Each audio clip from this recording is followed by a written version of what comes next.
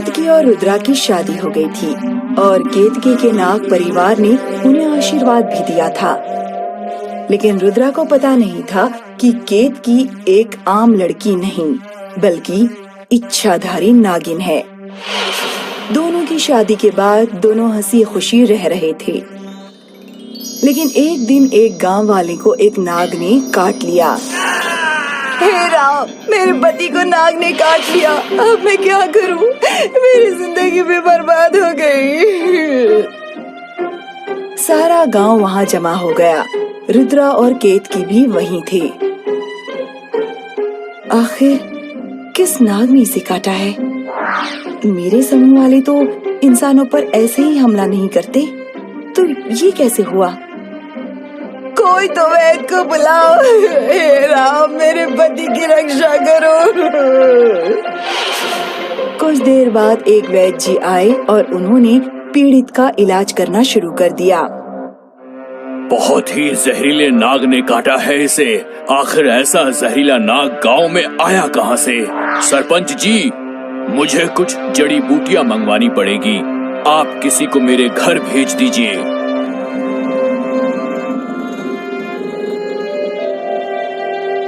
वैद्य जी उस आदमी का इलाज करने लगे। जब वो खतरे से बाहर आ चुका था, तब सारे गांव वाले अपने अपने घरों में चले गए। केतकी और रुद्रा भी अपने घर चले गए। आखिर ये नाग गांव में आया क्यों है? यही तो मुझे भी नहीं समझ आ रहा। खैर छोड़िए ये सब, मैं आपके लिए गर्मा गर्म रोटी बनाती हूँ। और हाँ, मैंने लड्डू भी बना कर रखे हैं। केतकी और रुद्रा ने एक साथ खाना खा लिया और फिर दोनों ने बिस्तर बिछाया और सो गए। अचानक आधी रात को केतकी उठी और रुद्रा की ओर देखने लगी। लगता है गहरी नींद में है। यही समय है कि मैं माँ से मिलाऊं। और फिर केतकी अपने असली रूप में आई और खिड़की के रास्ते बाहर निकल गई। वो गांव से होते हुए नदी के किनारे भूमिगढ़ बिल में पहुंची। वो बिल के भीतर चली गई। माँ! केतकी, तू यहाँ? हाँ माँ, मुझे समझ नहीं आ रहा कि क्या हो रहा है। मैं तेरी उलझन का कारण जानती हूँ। आखिर उस आदमी को किसने काटा? वो कमीना भस्मा वापस आ गया है। भस्मा? पर क्यों? क्योंकि उसे पता चल गया है कि तेरी शादी एक इंसान से हुई है और वो उसे ही मारने आया है। पर ऐसा क्यों माँ? हमने तुझे बताया नहीं था, पर भस्मा तुझे प्यार करता था। वो तुझसे शादी करना चाहता था। वो हमारे पास आया था। तुम में ऐसा क्या है जो मैं केतकी की शादी तुमसे करवा दूं? मैं शक्तिशाली हूँ। और अहंकारी भी। तो क्या हुआ? शक्ति है तो अहंकार भी होगा।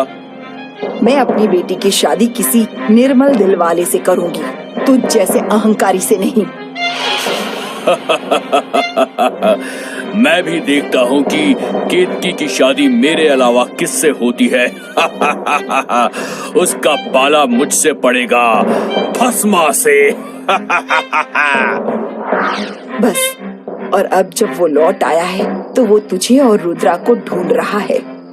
लेकिन फिर उसने गरीब गांव वाले को क्यों मारा? ताकि वो तेरा पता लगा सके और शायद अब उसे तेरा घर और तेरे पति के बारे में पता होगा। तुझे यहाँ नहीं होना चाहिए था, अपने पति के साथ घर पर होना चाहिए था। क्या? जल्दी घर चल, हम सब भी आ रहे हैं। केतकी बहुत तेजी से अपने घर की ओर भागने लगी और उसके पीछे उसकी माँ और बाकी समूह के नाग भी चल रहे थे। जैसे ही केतकी घर पहुंची तो उसने देखा कि भस्मा उसके पति के पैर के पास है। केतकी ने तुरंत भस्मा पे छलांग मारी। भस्मा और केतकी लड़ने लगे। जल्दी ही केतकी की माँ और बाकी का समूह भी वहां आ गया और उन्होंने भस्मा को घेर लिया। समूह ने भस्मा पे चारों ओर से हमला किया। भस्मा लड़ता रहा, पर इतने सारे नागों के सामने वो टिक नहीं पाया। नागों ने भस्मा को मार दिया। फिर केतकी अपने इंसानी रूप में आई।